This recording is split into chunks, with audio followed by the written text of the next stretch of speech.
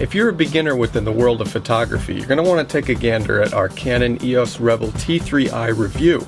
You won't notice a plethora of changes on the T3i since last year's T2i, but the changes that Canon made this year are pretty significant. First off, the obvious addition being the flip-out Vari-angle LCD, and it's actually smudge-proof and glare-proof.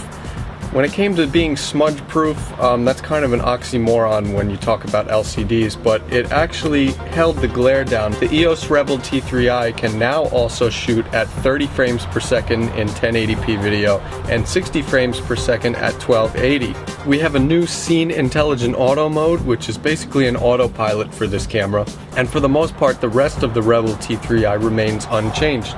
We still get that 18 megapixel APS-C size CMOS sensor that we got last year with the T2i, and many of the controls are the same. Body design and placement of external controls is almost identical. We get this top-mounted jog dial for making manual adjustments. We also get the 4-way directional pad with several button shortcuts. We get the pop-up flash, hot shoe for speed light flash, and Canon also separated the AV out and HDMI terminals from the remote and mic jacks. The EOS Rebel T3i ships with an 18 to 135mm EFS kit lens that has autofocus and image stabilization.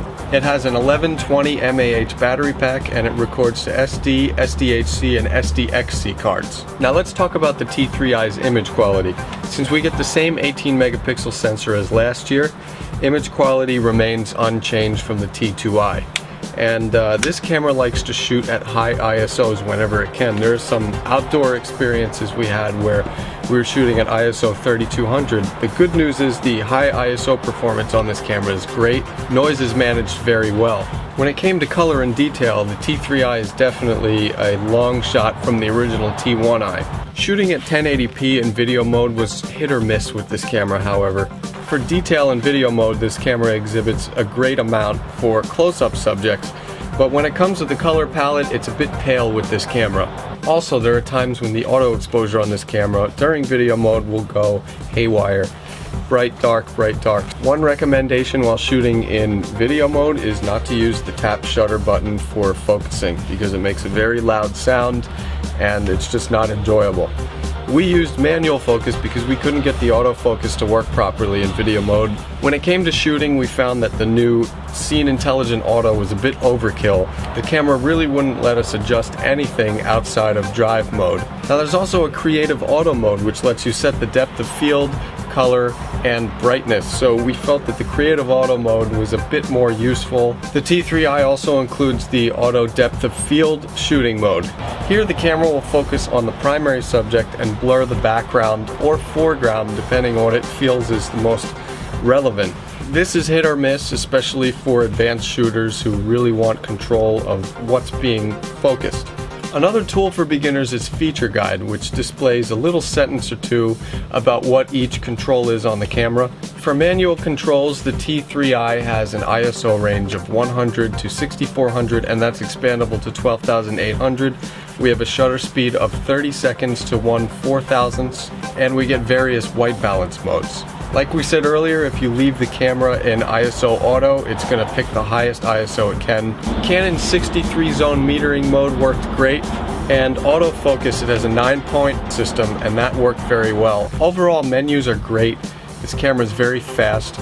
It shoots at 3.7 frames per second as well, and it's just as friendly as any of the advanced Canon DSLRs, only it's tailored specifically for the beginner or the student. So let's wrap things up here with the InfoSync diagnosis on the Canon EOS Rebel T3i. We have a new Vari-angle LCD, the ability to shoot at 30 frames per second in 1080p and 60 in 1280. There's a new Scene Intelligent Auto mode, we have a new Feature Guide, and almost everything else is carried over from last year's T2i. Even though the T3i's upgrades may seem minor, it's definitely a better camera because of them. And the best part of this camera is that it's the same price as last year's T2i. So if you have the option, go for the T3i.